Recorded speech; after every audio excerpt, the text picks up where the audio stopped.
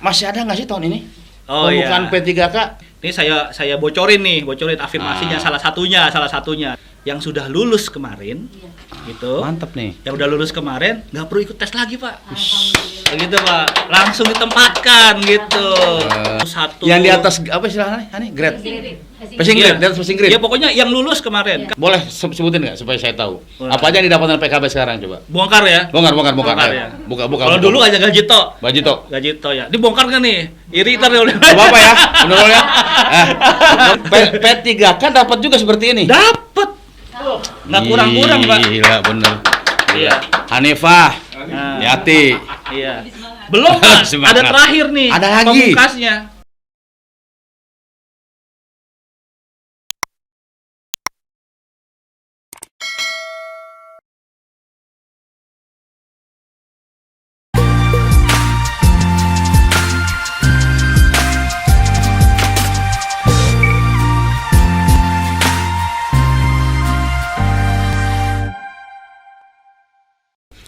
Assalamualaikum warahmatullahi wabarakatuh. Semangat pagi Sobat Beken. Kita kembali bersama podcast Berencana Itu Keren atau podcast Beken. Hari ini kita mendapatkan kunjungan tamu yang luar biasa. Buat saya istimewa. Telurnya 4. Saking istimewanya telurnya 4 kalau kata martabak gitu ya. Kita hadirkan dari jauh-jauh ke sini bapaknya PLKB, yaitu Bapak Imade Yudhistira PSI MPSI apa? Iya. Gitu ya. Jadi Direktur Bina Penggerakan Lini Lapangan BKKBN Republik Indonesia. Jadi kalau kemarin ada Ibu Eni, yaitu salah satu deputi KBKR yang ada di BKKBN, hari ini kita menghadirkan Pak Made. Kita manggil Pak Made atau Kang Made ya. Ya, Kalau dari namanya Made pasti ya dari Jawa Tengah. Dari mana? Dari Papua, Pak. Oh, dari Papua. Ya, beliau dari Bali.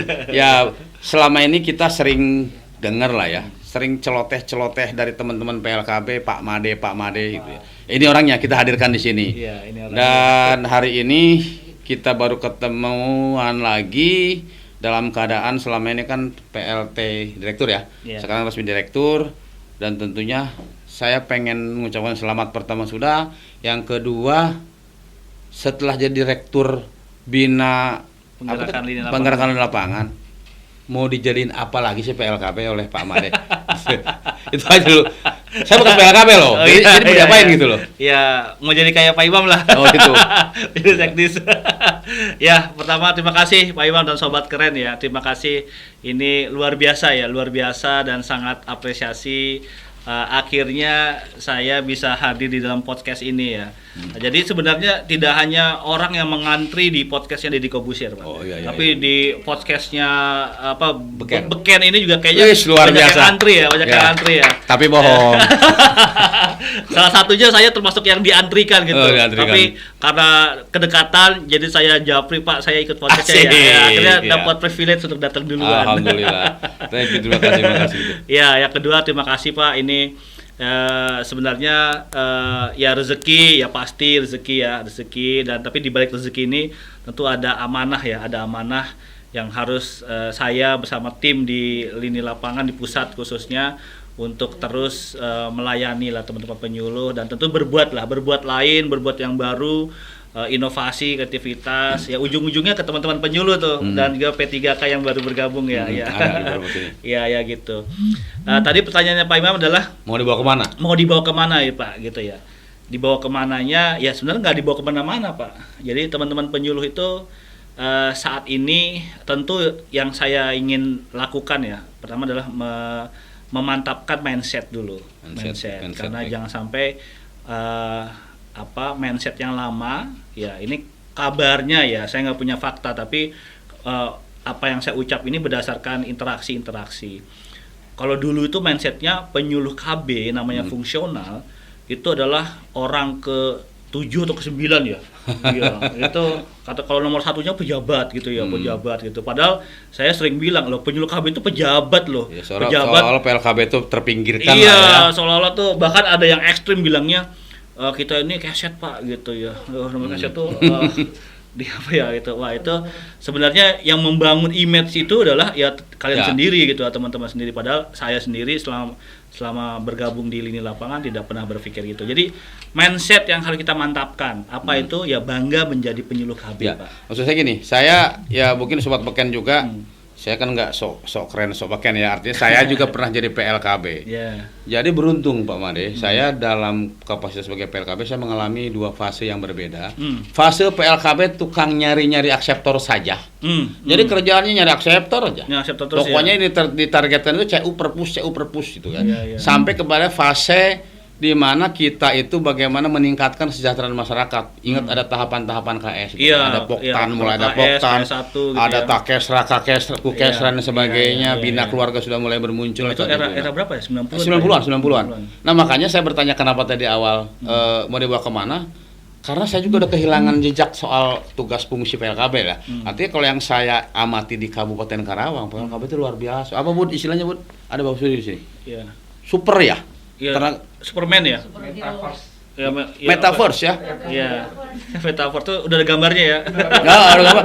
Jadi PLKB itu dari mulai yang saya bilang fase pertama tadi ada nih, yang jadi nyari akseptor kemudian sekarang banyak lah beban-beban pekerjaan yang diberikan kepada PLKB. Betul Pak. Ya makanya sambung tadi sebenarnya kenapa langkah pertamanya saya ingin memantapkan mindset. Banggalah menjadi penyuluh KB gitu ya. Bahwa penyuluh KB itu bukan keset. Penyuluh KB itu bukan tukang bersih-bersih. Yang ada masalah dia yang bersih-bersihin gitu ya. Untuk ada sisa anggaran harus terrealisasi, PKB yang suruh ini sampai SPJ-nya gitu. Tidak. Penyuluh KB itu adalah sebuah kehormatan menjadi seorang penyuluh KB. Kenapa? Karena dialah yang paling dekat dengan masyarakat. Dialah yang tahu di mana kebutuhan masyarakat dan dialah yang bisa menggerakkan masyarakat. Memang fasenya Pak, saya kalau dibandingkan dengan eranya Pak Imam, ya saya mungkin jauh lah Pak. Saya mungkin harus cium tangan sama Bapak gitu ya. Iya, karena tadi tahun 90-an itu saya masih sekolah Pak, masih sekolah gitu. Tapi ya kita belajar. Memang penyuluh KB di era mungkin sebelum Bapak juga itu, penyuluh KB itu emang orang yang langsung mengeksekusi, implementator antara penyuluh dulu PLKB namanya dengan aseptor tuh ya langsung gitu ya. Tapi orang yang jadi aseptor itu kan dikaderisasi oleh penyuluh. Namanya terus makanya ada kader kan. Nah, zaman Pak Haryono dulu tuh kalau nggak salah ada namanya Gesit. Gerakan Sejuta Institusi gitu kan. Banyak tuh.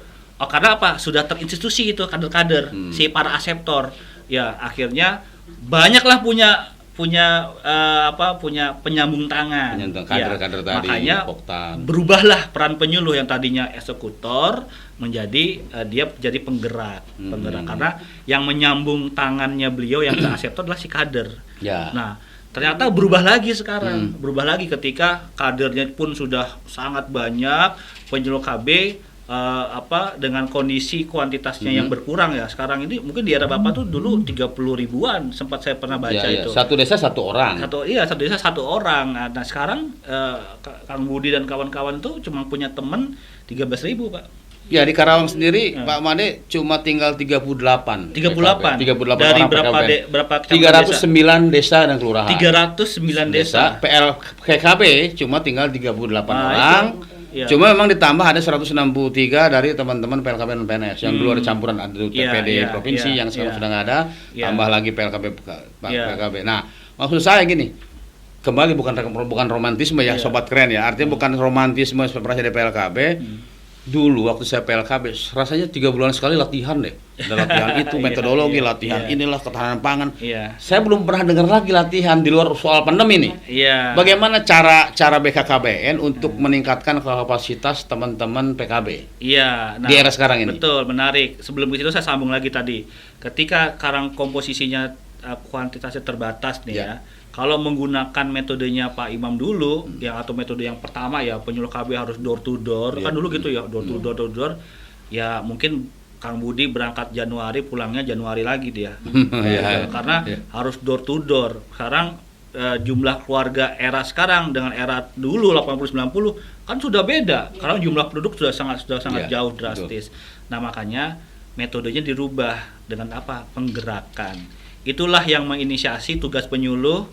Dulu tuh hanya penyuluhan dan pelayanan, Sekarang, kita tambah dengan penggerakan. Petugasnya Iya, supaya penyuluh itu sebagai penggerak, bukan dia yang mengeksekusi saja, tapi dia juga meminta orang lain untuk mengeksekusi apa yang dia inginkan.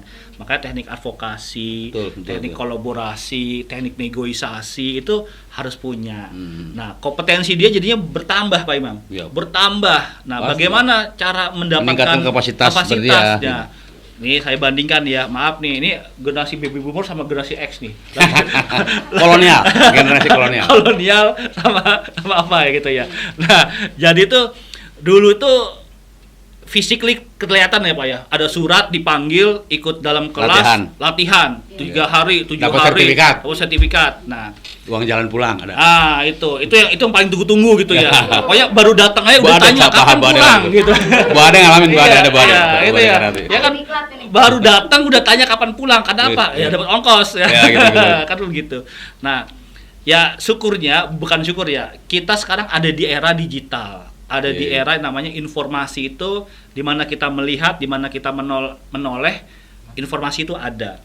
Ya artinya memang continuous learning sekarang adalah menjadi sebuah kebutuhan, Pak. Kalau kita berharap dengan metode yang tadi dipanggil harus ikut diklat, bayangin 13.000 seberapa antrian menunggu. Kalau Bu Ade antrian yang pertama, Bu Nurul misalkan Bu Nurul nanti latihan ke berapa? Jangan-jangan Bu Nurul baru tahun 2024 baru dipanggil gitu kan untuk latihan. Padahal kebutuhan udah sangat ingin cepat tereksekusi.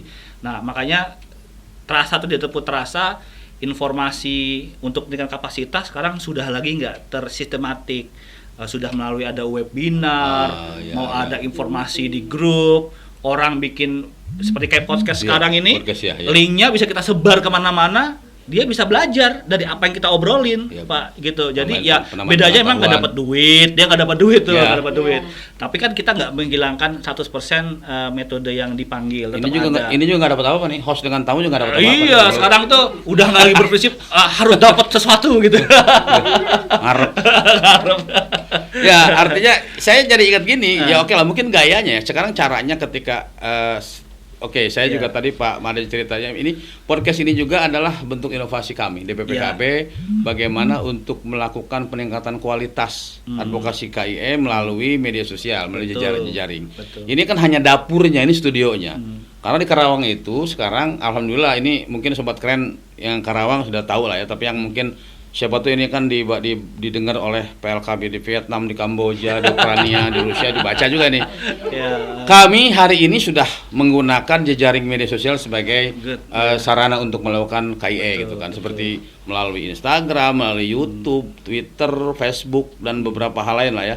Sehingga memang ini menjadi sebuah jalan lain, cara baru untuk melakukan tadi peningkatan kapasitas gitu. Iya, betul. Tapi kan kita butuh juga sih ketemu sekali, tapi yang teknis paling ya. Betul. Jadi teknis aja ya. Konvensional itu nggak jelek dan nggak hilang. Karena tetap ada. Namanya relationship ya, itu kan harus tetap muka. Kita 2 tahun loh disuguhin wajah orang tuh di layar aja, datar aja. Tuh. Kita nggak melihat tuh bentuk-bentuk wajah sekarang itu kayak apa. Maka tadi ketemu Mas Budi, ketemu Mbak Nurul, Bu Ade dan Mbak Hani itu, waduh, terkesima, waduh, ganteng cantik ternyata gitu. Kalau di layar kan datar aja tuh Pak, kalau di layar. Lihat sekdinnya lah. Kalau sekdin udah nggak perlu dibagain lagi, sudah oke lah gitu. Nah artinya apa Pak? Artinya memang sekarang itu konvensional perlu gitu ya, tapi kita jangan sampai tidak ada inovasi dan kreativitas. Kenapa? Zamannya sudah berubah, Pak. Zamannya sudah berubah. Menjangkau orang sekarang tidak harus menunggu sebulan atau hanya seminggu.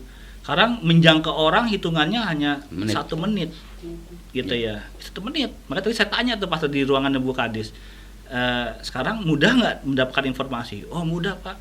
Diketok di pusat jam 8 pagi, jam 8:05 kalian udah tahu informasi. Gitu. Sudah sampai kadang Pak Sekdis belum tahu karena baru di jalan macet gitu. IPKB lebih tahu. Kang Budi udah tahu gitu. IPKB lebih duluan. Padahal Pak Imam mau sampai kantor mau manggil Kang Budi, saya ada informasi terbaru buat kamu gitu, atau menurut ya. ke si Hani, Hani, gitu ya. Hani. Kamu sudah ada, kata si Hani Amin. sudah tahu duluan gitu, bahkan Pak Hasto sudah langsung kasih kabar. Iya, saya nanya aja, saya bilang berpikir SK kata udah videonya Pak Hasto udah tanda tangan kan gitu. Iya, itulah Pak media. Itu cara baru tadi ya. Cara baru kita, artinya semakin cepat, semakin memudahkan. Sayang kalau penyuluh KB ya akan sering tuh bersembunyinya di usia. Saya sudah tua, tidak mau menggunakan media sosial gitu. Padahal itu cara yang cara yang sekarang itu yang efektif, tapi bukan berarti meninggalkan yang konvensional. Ya namanya in touch dengan orang itu tetap Pak. Tapi ya artinya saya kadang tanpa harus bermaksud mengecilkan ya teman-teman adik-adik yang PLKB sekarang ya. Ada kadang rasa kasihan juga loh. Saya mau cerita kasus Karawang yang tadi 38 Pak Wandi. 38 orang. Tinggal PKB. Kami punya kecamatan 30. Sekedar tahu bahwa pengelolaan Bangga Kencana di Kabupaten Karawang ini dipimpin oleh seorang PKB di tiap kecamatan. Dipimpin ya. UPT lah kalau dulu ya. Atau di beberapa tempat masih ada UPT gitu. Nah, 30 orang ini berarti dia PKB loh. Dia harus pegang desa, dia pegang mengelola satu kecamatan, mengelola BOKB, mengelola pelayanan KB gitu loh. Seringkali saya miris seperti itu gitu ya. Makanya kalau untuk Karawang Pak Ade bukan mau menyombongkan ini ya, ini karena Bu Sophie ya, kepala dinasnya dan Ibu Selika kali yang mau ngasih. Mereka kita kasih insentif jasa menurut jasa KIE ya, jasa KIE adalah artinya lumayan. Artinya itu juga menjadi sebuah upaya kami untuk memberikan semangat kepada mereka. Iya, betul Pak. Betul sekali. Tadi saya sampaikan sebenarnya konvensional itu tidak bisa dihilangkan ya. Dan kemudian penyuluh KB kan sudah berubah ya peranannya. Kalau dulu kan teknis.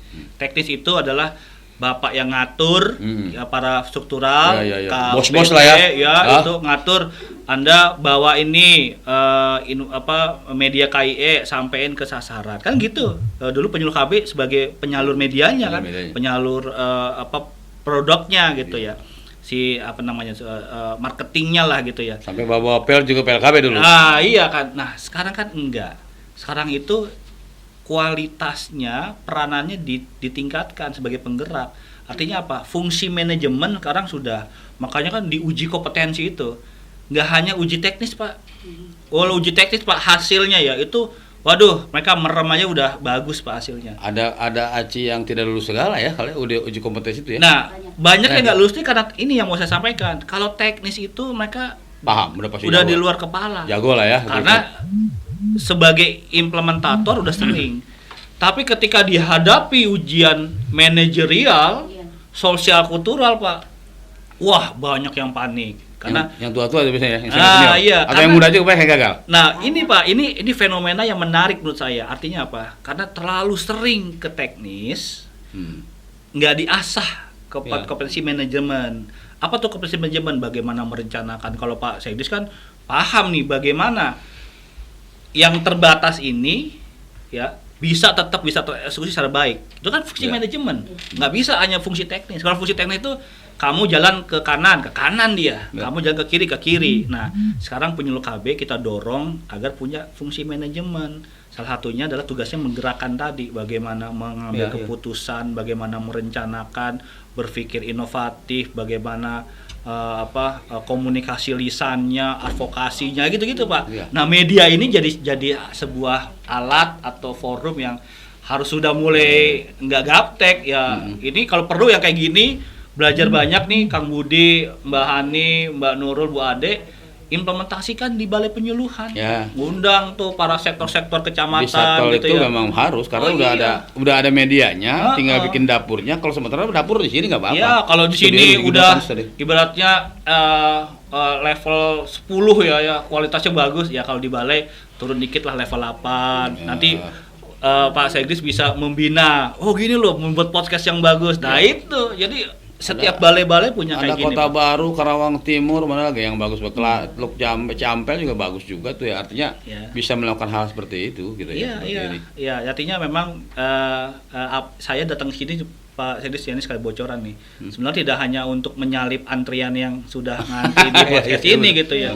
Waiting list ya. Iya, satu juga pengen ngintip. Wah, ini luar biasa. Kan Bangga banget. Iya, Nggak karena juga saya lah. tuh selalu dikirimin, Pak Made, ini hasilnya ini, wah tolong disebarluaskan dan di like ya, pasti Pak. Gitu. Saya kan subscribernya juga sekarang. Ini kan saya bilang tadi lagi, teman-teman saya juga hadir. Ini kan cara baru bagaimana kita berkomunikasi atau menyampaikan pesan kepada masyarakat kan gitu ya. Jadi betul, jadi yang sampaikan tadi Pak Made tadi, PLKB sekarang juga tidak hanya berkutat di nyara sektor kan. Jadi terbukti uji kom aja banyak juga yang gagal karena ada beberapa hal memang yang harus kita tingkatkan kapasitasnya ya.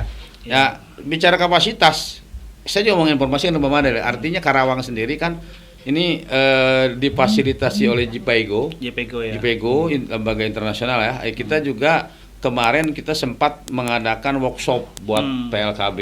Oh ya. Artinya KBPP ya. Tentang KBPP. Ya. Jadi ini kita coba sharing ngobrol ya. Artinya Mbak Made juga boleh tanya saya kalau saya bisa jawab. Artinya ini kan berangkat dari kekhawatiran kita begitu MKJP, KB pasar persalinan yang rendah sehingga kita bagaimana caranya untuk meningkatkan ini semua. Datanglah JPEGO internasional tadi. Sebetulnya mereka kerjasama dengan Kemenkes, dengan Dinkes lah ya. Cuma karena di dalamnya ada KBPP, mau nggak mau dengan kita. Nah, salah satu upaya fasilitas yang dilakukan oleh JPEGO tadi adalah memberikan fasilitasi workshop pelatihan buat PLKB untuk KBPP. Sebelumnya nakes sudah. Nah, dari situ saja kita juga terinspirasi. Jadi Ibu Haji Sofia ini kemudian menganggarkan anggaran dari APBD untuk kegiatan-kegiatan yang sifatnya pelatihan, termasuk dari BOKB juga. Terima kasih ke BKKBN yang kita gunakan untuk melakukan pelatihan kepada PLKB. Nah, maksud saya kegiatan-kegiatan yang difasilitasi oleh KJPEGO gitu BKKBN bisa nggak sih ngelakuin itu fasilitasi khusus tentang teknis KBPP apa tentang bisa dong, tentu. stunting misalkan. Tentu bisa Pak. Sasarannya PLKB ya, karena saya ngobrol dengan direkturnya, saya mau PLKB yang mengikuti ini gitu loh. Iya, PLKB dalam agenda pelatihan ya, agenda pelatihan itu tetap ada Pak, tetap ada. Meskipun memang sejujurnya benar seperti Pak Imam pantau lah ya, frekuensinya tentu berkurang gitu ya, karena terutama 1 tahun terakhir ini ya, 1 tahun ini kita punya tim pendamping dan itu Pak, itu kan 600.000 orang juga ditargetkan untuk dilatih gitu ya. Tapi ingat, peran penyuluh tuh nggak hilang, malah kita naikkan sebagai siapa? Sebagai fasilitator gitu kan. Artinya dulu itu kan penyuluh atau PLKB menjadi yang dilatihnya langsung gitu ya. Kalau sekarang kita balik nih, karena tadi ada fungsi manajemen bahwa penyuluh KB punya loh, downgrade-nya Anda tuh adalah namanya tim pendamping yang kalian harus gerakan, yang mereka harus bina gitu, yang harus dorong supaya bisa perform, berkolaborasi bersama penyuluh. Maka penyuluhnya harus punya fungsi manajemen sebagai fasilitator, sehingga dialah nanti yang akan tadi kan kita ngobrol ya, sedang ada kegiatan. Berat ya, jadi PLKB sekarang berat ya? Berat Pak, berat karena tapi kan berat-beratnya berhubungan ke pendapatan juga sekarang Pak. Coba saya tanya dulu, jadi PLKB berapa? Gaji aja. Gaji doang toh? Gaji. Wah, sekarang. Yang disebut jumlahnya ya, kalau zaman dulu kan beda kursus sekarang ya. Gaji tok. Gaji tok. Ya udah. Sekarang yang lain. Boleh sebutin nggak supaya saya tahu? Apa aja yang didapatkan PKB sekarang coba? Bongkar ya? Bongkar ya. Buka. Kalau dulu aja gaji tok. Gaji tok. Gaji tok ya. Dibongkar kan nih? Iri ntar oleh. Gak apa-apa ya, menurut ya. Gak apa-apa. Paling tidak supaya orang mau jadi PLKB gitu. Oh iya bener.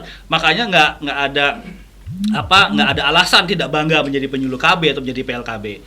Gaji tok pasti ya, namanya pegawai sesuai golongan lah ya, itu gaji itu kan satuannya pangkat golongan ya. Kalau gaji itu gaji. Yang kedua itu tunjangan jabatan. Tunjangan jabatan Pak, sesuai itu ya tahapan tadi yang ya sesuai jabatannya. Makanya masih ada pertanyaan, kalau masih ada yang bertanya, Pak Made saya itu ya orang keberapa lah, bahkan masih kalau ada yang manggil saya tuh keset lah gitu, aduh ini menyakitkan saya lebih, yang dengar tuh malah sakit sebenarnya. Dan malah nggak bersyukur loh, malah nggak bersyukur. Membandingkan, dia kan pejabat loh, Anda yang ngomong tuh Anda juga pejabat loh. Yang jelas nggak mungkin di Karawang. Saya yakin nggak mungkin di Karawang. Makanya dapat tunjangan jabatan. Ada tunjangan jabatan, gaji. Tunjangan jabatan itu. Gaji, tunjangan jabatan. Baru dinaikin tunjangan jabatannya. Nggak ngomong-ngomong tuh. Iya, saya kalau naik gaji tunjangan jabatan. Nggak ada taktiran itu Pak. Nggak ada. Baru tahun lalu Pak, akhir tahun saya kasih berita tunjangan jabatan penyuluh KB naik ya gitu. Nah, ya seperak 2 perak lah naik gitu kan. Ya kan seperak 2 perak kalau 38 dikumpulin bisa naktir Pak Sekdis lah. Banyak juga. Jadi nggak terasa Pak. Ada mungkin nggak berasa ya, gitu ya, ada kan. Tunkin, ada tunkin. Dulu belum, masih gaji, tunjangan jabatan. Sambungin lagi. Baru 2 itu. Baru 2. Lauk pauk, yang saya tahu. Ketiga tunkin sama tunjab beda. Astagfirullahaladzim. Beda. Mana betul. Iya, jadi kalau tunjab itu setiap tahun dia sama kayak setiap bulan dia sama kayak gaji, dapat ya segitu. Mau dia masuk nggak masuk ibaratnya segitu, kalau nggak masuk ya jewer gitu kan. Nah, itu dia tuh rutin Pak. Yang rutin yang ketiga tuh adalah lauk pauk. Ya kalau dia normal masuk ya presensinya aman, dapatlah uang lauk pauk. Jadi bohong kalau ada penyuluh KB kelaparan gitu. Iya, itu jelas. Ini stunting jangan-jangan tadi ini gitu ya. Ya itu betul. dapat nih gitu. Mbak Heni sudah hitung-hitung tuh berapa total saya dapat ya.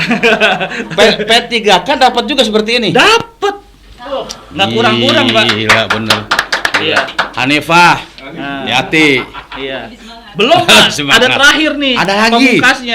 Pemungkasnya tadi gaji, tunjangan jabatan, lauk pauk. Yang terakhir tunjangan kinerja. Setiap bulan dapat, tapi tergantung kinerjanya. Jadi kalau Pak Sekdis ada yang lihat dia sok sibuk tapi nggak ada kinerja, laporin, potong tunjangan kinerja. Di Karawang nggak ada kayaknya. Oh iya itu makanya. Tergantung sekdisnya gitu ya. Ya gitu. Iya. Tapi artinya dari sederet tadi, sederet fasilitas lah ya dari pemerintah tadi, ada kewajibannya dong. Oh tentu Pak. Ya namanya pegawai. Kita sebutin kewajibannya apa aja. Ya. Si PKB ini apa kewajibannya? Ya, kewajiban yang pasti adalah kinerjanya dia. Kinerja ya. Tugasnya penyuluh KB kan penyuluhan. Apa produk penyuluhan adalah perubahan perilaku. Betul. Jadi tidak hanya yang tidak mau jadi mau. Iya, gitu kan. tadinya tidak mau menjadi mau. Sebelum ke situ yang tadinya tidak tahu menjadi tahu. Gitu. Itu dulu Pak, tahap-tahapannya ada. Nah makanya banyak yang WA saya, Pak Made kalau saya penyuluhan via WA bisa nggak? Itu ya saya diam dulu lama diam. Aduh bisa nggak ya? Iya saya bilang bisa, tapi bukan berarti sesimpel WA gitu. Nah, ingat Ibu mau MOW enggak? Cuma WA doang iya gitu. Ingat penyuluhan itu produknya adalah perubahan perilaku. Kalau memang dianggap melalui WA itu bisa merubah perilaku, ya mangga, Pak. Mangga. Kan kita nggak menutup zaman teknologi. Nggak bisa gitu. kali lewat WA mah. Nah, gitu. Paling WA janjian ya, Pak ya. Janjian, ya. Bu, matur mau ke sana gitu iya, kan. Mau pengen ngobrol. Mau Ayuni enggak, Bu? Insyaallah. Gitu udah, tunggu aja insyaallah gitu. Ya artinya media itu sebagai penyambung tapi bukan satu-satunya, harus ada penguatan yang lain gitu. Penyuluhan itu harus Pak. Jadi produknya Pak Sekdis untuk ngawal kinerjanya terjadi perubahan perilaku nggak di sini. Kalau nggak berarti nggak berkinerja Pak. Gitu. Yang kedua namanya pelayanan. Ya pelayanan itu apa? Ya pelayanan Pak, memfasilitasi pelayanan. Stunting. Misalnya ada pelayanan di puskesmas ya. Karena kita demand creation, ya bagaimana orang yang tadi sudah berubah perilaku dibawa ke fasilitas kesehatan, dicek alkonnya tersedia atau enggak, bagaimana siap. Nah itu pelayanan, gitu. Yang ketiga tugasnya adalah penggerakan. Ya bagaimana penggerakan? Karena penyuluh KB-nya satu kecamatan Cemang sendiri, kalau dia keliling desa dia nggak pulang-pulang, disangka selingkuh sama keluarganya kan gitu. Dia bangunlah orang-orang di tingkat desa, dia buat orang-orang itu satu visi sama dia, pinternya sama, sehingga dia yang bergerak. Jadi kita yang menggerakkan orang. Makanya apa produk dari tugas yang ketiga yang penggerakan adalah adanya pembinaan kader. Kualifikasi peran baktinya IMP itu meningkat. Tadinya dari dasar menjadi berkembang menjadi mandiri. Itu Pak, kalau di Bapak evaluasi nanti si Kang Budi punya IMP 100 masih dasar gitu, nggak ada institusinya, nggak pernah menyelenggarakan rapat, masih dasar, itu berarti nggak perform gitu. Kalau yang saya dengar, tapi nggak di Karawang, nggak di Indonesia lah ya, kalau nggak salah di Brunei Darussalam gitu ya.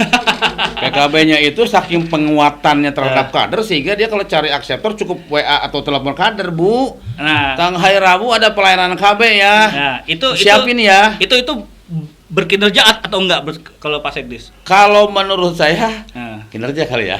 Saya mau tanya dulu PKB yang ada di sini gitu ya. Ya artinya kinerja juga, tapi kalau tidak itu saja, pasti harus turun ke lapangan juga dong. Betul itu artinya kalau ada PKB penyuluh KB atau PLKB non PNS sekalipun Bapak bilang siapkan hari besok ada pelayanan. Saya mau minta ada sektor sekian. Di WA tuh PKB hanya via WA. pakai media itu, tolong ibu kader siapkan irian, bergerak, berarti dia sukses dari sisi penggerakan. Suksesan. Sukses. Iya. Sukses gitu ya. Tapi kalau dia nggak hadir di fasilitas kesehatan, tidak menyiapkan, berarti dia nggak sukses di pelayanannya. Gitu. Atau yang datang itu isinya adalah suntik. Pil, berarti dia nggak sukses di penyuluhannya. MKJP tetap. Iya, harusnya dia bisa mengubah perilakunya ke arah yang jangka panjang dong. Ya gitu. sekalian ya, artinya di dalam momen ini juga tadi ya, oke lah itu tadi seloroh saya lah ya, emang ke zaman baheula kali ya. Kalau PLKB itu harus ngegidik. Kalau menyuruh ke pos KB saja itu dianggap nggak kerja. Nah kalau sekarang kan itu bagian dari pembinaan terhadap kader. Ya artinya saya berpesan juga, Karawang ini sekarang sudah punyai Perbub tentang KBPP. Oh iya, punya Perbub. Ya, di dalamnya ada item bagaimana PLKB punya berkewajiban melakukan konseling KBPP. Dan artinya ini juga menjadi tugas tambahan, tugas berat buat teman-teman PKB, PLKB, P3K dan teman-teman yang lain. Iya. Gitu, di masyarakat. Saya tambahkan soal KBPP. Ya, ini buat teman-teman juga ya. KBPP, apa hubungannya KBPP sama stunting? Ya. Ini kan banyak yang bilang bekal ya kenapa BKKBN kok sekarang ke stunting gitu ya. Jadi program KB-nya hilang gitu kesannya. Ya itu berarti belum menghayati secara baik gitu ya. KBPP itu kenapa? Kan metodenya KBPP adalah orang yang baru bersalin, ya kita langsung pasang kan Pak? Pasca persalinan. Iya, pasca persalinan kita langsung pasang. Maksudnya apa? Maksudnya dia untuk menghindari adalah kelahiran yang terlalu kehamilan yang terlalu cepat, terlalu dekat gitu ya. Kenapa? 4T itu Pak, itu berpotensi atau beresiko lahirnya anak stunting. Gitu. Makanya salah kalau kita bilang BKKBN tuh hanya fokus ke stunting melupakan KB, salah. Yang benar adalah ujung-ujungnya stunting yang kita bawa dengan gayanya BKKBN. Ujung-ujungnya pelayanan KB kan. Pelayanan KB ujung-ujungnya. Kalau sekarang kita bilang stunting itu ada hubungan catin, emang BKKBN baru ngomongin catin, baru ada stunting. Dari dulu dari zamannya Pak Sekdi sudah ngomong catin. Apakah BKKBN baru gara-gara stunting ngomongin ibu hamil? Dari dulu kita deket ibu hamil, kita tahu mana yang hamilnya kita tahu. Zaman dulu itu, ya saya kemarin dapat cerita dari Pak Aki Rukman juga ya, bahwa 1 bulan itu seorang PLKB harus minimal 150 terkunjungi pus. Keluarga, bayangin aja. Betul. Dan sekarang saya nggak tahu lah ya, mungkin tadi telat WA 150 kali broadcast juga sama aja kali ya, ini bukan nyindir bukan, gitu kan, itu Pak Nurul ya, gitu ya. Iya. Suka benar gitu kadang ya kalau Pak. Iya, itu menariknya di situ Pak, menariknya gitu. Ya, sekarang saya beralih sedikit, karena kalau tadi kayaknya saya banyak. Karena ini kan bukan sekedar bapaknya PKB nih, bapaknya PLKB juga, bapaknya P3K juga. Karawang alhamdulillah. Terima kasih ya Pak. Saya harus berterima kasih ke BKKBN loh. Khususon kepada Direktorat Lini Lapangan ya. Artinya bahwa Karawang dianugerahi 16 orang P3K. Walaupun memang belum gajian ya nih. Udah gajian belum? Belum ya? Belum gajian, belum ada SKOK sih. Yang sabar. Ini bagian dari ujian dari Allah Taala. Saya mau nanya ini Pak Wali. Masih ada nggak sih tahun ini? Bukan P3K? Iya. Siapa tahu sobat keren ini yang nonton, para PLKB masih nonton ya, yang non PNS ya. Artinya siapa tahu masih mau berupaya jadi P3K lagi. Betul. Ya, PNS kan susah. Pertama saya jawab gini. Tadi terima kasih kalau Pak Imam bilangnya sama saya terima kasih. Sebenarnya kalau terima kasih pertama ya selain ke Tuhan ya, tentu ke Bapak Kepala BKKBN, ke Pak Hasto. Beliaulah yang memiliki komitmen yang kuat bagaimana memperjuangkan teman-teman PLKB non PNS untuk bisa ikut P3K. Itu dulu. Makanya teman-teman nih harus berterima kasihnya. Jangan salah berterima kasih gitu ya. Kepala BKKBN. Jangan ke pahlawan yang nggak jelas ya. Itu BKKBN ya langsung kan gitu kan. Iya. Nah, yang kedua kalau dapatnya 16 di Karawang, mungkin salah satu campur tangannya Pak Kaper Jawa Barat. Nah, itu karena Pak Kaper bisa juga memiliki kewenangan misalnya Mbak Heni tadinya di Karawang, taruhnya mungkin pengennya di Sukabumi dia malah pengennya. Kalau nggak di Cirebon pengennya dia. Bisa aja kan gitu. Tapi ya Pak Kaper punya kebijakan dikembalikan ke asal dulu gitu. Itu menjadi menarik. Nah, pertanyaannya selanjutnya, apakah ada tahun ini? Insya Allah ada Pak. Sebenarnya tahun lalu itu kita dapat formasi 4.000 lebih. Betul, 4.000 lebih. Tapi memang sayangnya yang hanya terrekrut itu hanya 2.000. Cuma 2.000. Jadi kita hanya 50% Pak, sayang. Kenapa? Alasannya banyak. Satu, karena di wilayah timur tuh banyak yang nggak ngelamar. Ya, jadi pada takut Pak ke Papua gitu ya. Atau kita taruh Mbak Hani ke Papua aja nanti. Boleh. Ke Beh, itu Beh. Ya. Itu Tuh, kan. itu dia. Jadi itu Pak salah satunya. Salah satu yang nggak lulus dia? Nggak lulus. Siap. Ya. Ya, satu itu. Yang kedua alasannya karena kita memakai metodenya tuh kotanya per provinsi, formasinya per provinsi. Jadi kayak contoh Jawa Barat ini kasus yang bagus. Sebenarnya yang lulus banyak Pak. Banyak yang lulus banyak. Cuma karena formasinya hanya 200-an ya. Jadi yang kayak anggaplah 200 kita gak. Di atas grade itu banyak. Iya banyak Pak. Banyak yang lulus tuh banyak. TL, tapi yang 201 seterusnya itu akhirnya tidak bisa masuk karena tadi ya secara ranking ya kalah berkompetisi. Nah, tahun ini kita usulkan lagi 4.000 Pak. 4.000 tapi memang belum pasti. Ya inilah tugas saya agar ini menjadi pasti. Tugasnya supaya pasti 4.000 itu bisa kami dapat dulu nih. Jadi target saya adalah 4.000 apa yang kita usulkan dapat. Kalau itu dapat, belajar dari pengalaman sebelum. Yang tadinya 4.000 kenapa cuma dapat 2.000?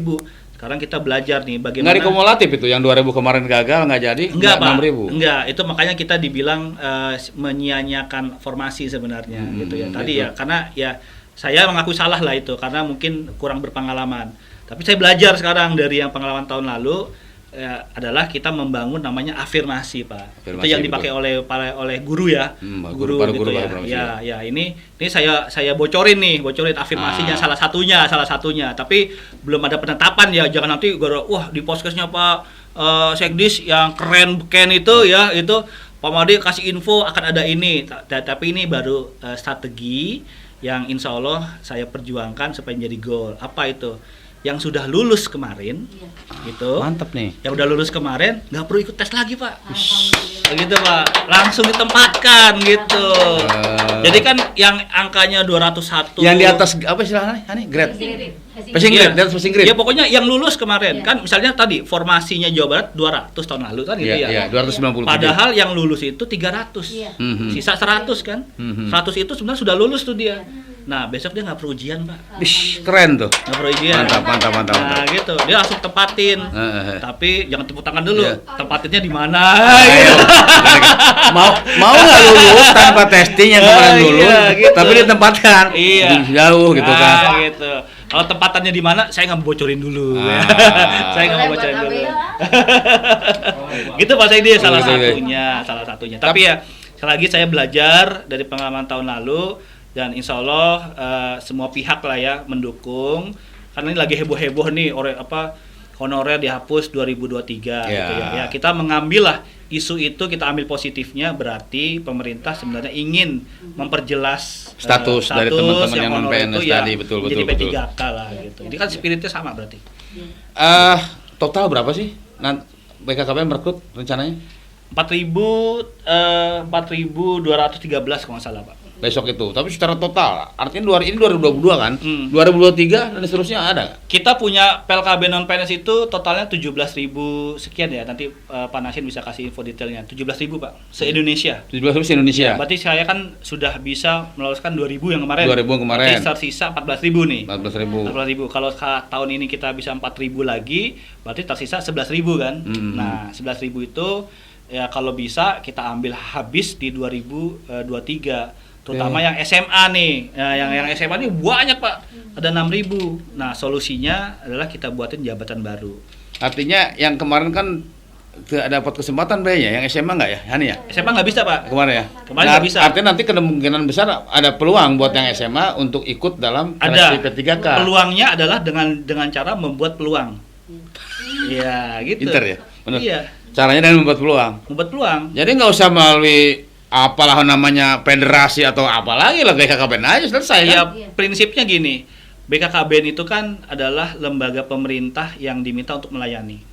Nah, jadi kami itu tanpa diminta, tanpa diperintah, tugasnya adalah melayani.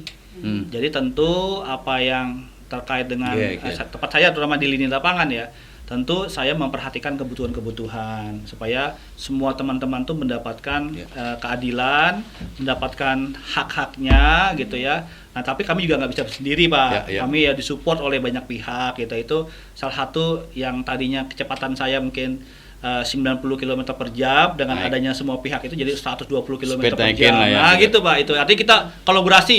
Kalau ditanya apakah satu-satunya yang paling berjasa di BKKBN, tidak Pak. Tapi ya kami sudah menjalankan tugas gitu ya. Jadi siapa yang berjasa? Semua pihak Pak. Semua pihak berjasa. Iya. Kameramen juga berjasa betul gitu. Gitu, semua Pak. yang di sini pada berjasa. IPKB itu juga tidak kalah berjasanya. IPKB, jadi semua punya peran sesuai dengan kewenangan masing-masing. Kalau tadi bocoran, walaupun tadi bocorannya adalah mencoba membuka peluang gitu ya, arti bahwa pertama akan ada perekrutannya kan yang kemarin lulus atau lulus ya L ya istilahnya Pak, istilahnya L ya, bukan TL-nya ya, L itu bisa langsung direkrut menjadi PTK langsung. Kemudian juga ada tambahan mungkin 11.000 tadi ke depannya untuk perekrutan tadi. Bagaimana kalau yang benar-benar tidak bisa tersalurkan, bahasanya terakomodasi lah. Ya gini Pak, ya saya pakai agak spiritual ya Pak, agak spiritual. Ya kita ini manusia kan hanya bisa merencanakan, berusaha ya. Hanya bisa berusaha. Kalau nanti takdirnya dengan berbagai usaha kita tidak bisa, ya artinya itu berarti kan sudah di luar kehendak kita sebagai manusia gitu ya. Tapi bukan berarti kita tidak optimis. Jadi optimisme itu harus di depan. Itu harus di depan Pak. Jadi ayolah teman-teman yang PLKB non PNS, spiritnya harus tetap melayani, tetap bekerja di lapangan Pak. Bantu kayak contoh Kerawang lah, masih ada teman-teman PLKB non PNS tentunya Pak ya. Banyak, masih itu, banyak. Ayo, nggak usah tidak usah berpikir nggak akan difasilitasi, pasti difasilitasi. Kenapa? Pak Sekdi sudah memikirkan, saya sudah memikirkan. Tugasnya teman-teman PLKB adalah melayani masyarakat. Biarlah kami ini yang melayani PLKB. Ya, gitu Pak. Ya, semoga artinya bisa mendapatkan lebih kemudahan lagi ke depan. Ya. Karena buat saya pribadi bukan dua hal ya. Pertama mungkin teman-teman adik-adik anak-anak saya yang memang sekarang masih statusnya masih ngambang ya, masih judulnya PLKB non PNS daerah lah gitu ya. Oh, jadi yang ngambang itu termasuk status ya Pak ya sekarang ini ya. Yang kedua artinya dengan makin beragamnya program Bangga Kencana, tentunya kan kita butuh tenaga juga, orang yang berqualified ya. Artinya maksudnya qualified gini, saya yakin sih seorang PLKB non, Hanifah hadir di sini ya, jadi P3 Kak, saya berkeyakin bahwa kinerjanya akan meningkat. Karena itu disyukurkan begitu, disyukurkan dengan cara kinerja meningkatkan. Nah, tadi yang khawatir orang kan tidak semuanya punya rasa keimanan yang kuat gitu ya. Kalau orang lulus, saya nggak lulus lagi gitu loh. Nah, kalau berusaha untuk bisa direkrut semua kan lebih baik kan gitu.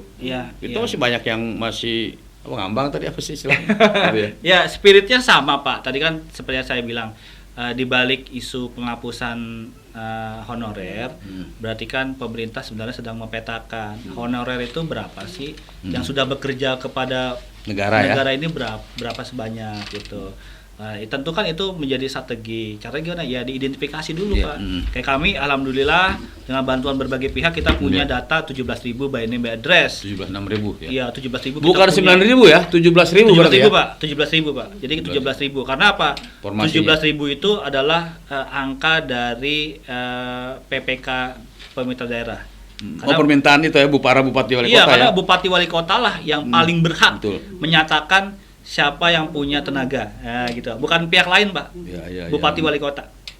Gitu. Jadi kami menggunakan dasar itu 17.000 totally gitu. Terus itu yang kami carikan strategi yang saat ini strateginya adalah yang D3 dan S1 karena emang kualifikasi pendidikannya penyuluh KB kan D3 S1. Nah, yang SMA gimana? Kita buka peluang, cari jabatan yang ada pendidikan SMA. Nah, gitu. Supaya nanti yang SMA itu yang 6.000 sekian tuh kita perjuangkan ikut P3K. Perbincangannya udah panjang nih ya, tapi satu hal lagi nih, Pak. 2 episode Pak ini kayaknya Pak. Pak Made bisa kasih sedikit pesan apa sih peran IPKB buat kegiatan teman-teman lapangan? Terakhir itu gitu. Banyak ini. Saya mantan ketua IPKB Karawang. Saya gitu. pernah juga ketua departemen di Jawa Barat. Wah, mantap. Jadi wajar kalau saya mempertanyakan IPKB sekarang. Ya. Harapan Pak Made lah gitu buat IPKB. Baik. Bukannya Karawang ya, mungkin IPKB Semua ya, Jawa Barat, semua ya. IPKB nasional Indonesia gitu. Iya, banyak Pak. Sebenarnya ini yang saya tunggu-tunggu pertanyaannya nih. Jadi tentu IPKB di era Bapak dan IPKB di era sekarang beda. Ada mengalami transformasi. Ya, dulu nggak punya duit IPKB-nya. Ya mungkin salah satunya itu ya. Sekarang ada potongan tunkin. Iya. Ya, apa itu transformasinya? Sekarang itu menjadi organisasi profesi namanya Pak. Oh. Kalau dokter punya ID, Itu yang kita cita-citakan dulu loh. Iya, bidan punya IB, sekarang penyuluh KB punya IPKB. Ya, IPKB. Nah, jadi kata-kata organisasi profesi artinya tidak main-main lagi. Tidak main-main artinya apa? Kalau kita lihat tetangga kita ID saja yang sangat sudah mapan ya Pak ya. ID itu adalah organisasi yang sangat didengar oleh instansi pemerintah, mungkin ya oleh masyarakat, dipercaya karena emang beliau sangat concern terhadap keprofesionalannya. Makanya IPKB perjuangan sebagai organisasi profesi adalah harus bisa membuktikan kepada halayak ya siapapun itu, apakah ke institusi, apakah ke masyarakat, bahwa kalau bicara soal penyuluhan Bangga Kencana, maka yang paling berkompeten adalah IPKB. Jadi harusnya keluaran metodenya dari IPKB, Pak. Gitu. Oke, thank you ya. Agak lega juga saya dengarnya ya. Artinya kalau saya mau nanya ke Mbak Nurul yang ketua IPKB Karawang sekarang kan takutnya subjektif. Kalau langsung dari jagoannya dari bapaknya IPKB, bapaknya PKB, puas lah. Oke, Sobat Beken, berencana itu keren. Hari ini kita sudah banyak cerita dengan Pak Direktur, Pak Imade Yudhistira. Mudah-mudahan ada hal-hal yang bisa kita petik atau kita harapkan, paling tidak buat teman-teman yang belum jadi P3K, juga buat teman-teman P3K yang sekarang sambil nunggu SK, dan juga buat PKB yang memang PKB yang mau ditunggu lagi nggak sih? Gitu kan sekarang sejahtera sudah sejahtera, cuma kalau beban pekerjaannya banyak, ya itu konsekuensi kali ya dari sebuah profesi tadi, gitulah. Oke, terima kasih. Ada yang mau ditambahkan lagi, Pak Made? Cukup. Ya, cukup. Intinya, ayo kita banggalah menjadi penyuluh KB. Banggalah menjadi penyuluh KB. Terima kasih, Sobat Keren semua, sudah mengikuti dari awal sampai akhir. Terima kasih juga Kang Made, Pak Made, dan teman-teman IPKB, perwakilan PKB, P3K, dan PKB non-PNS yang hadir di sini juga. Terima kasih saya sampaikan. Mudah-mudahan kita bisa lebih baik lagi, Karawang lebih berkibar lagi, dan berencana itu keren. Assalamualaikum warahmatullahi wabarakatuh. Waalaikumsalam.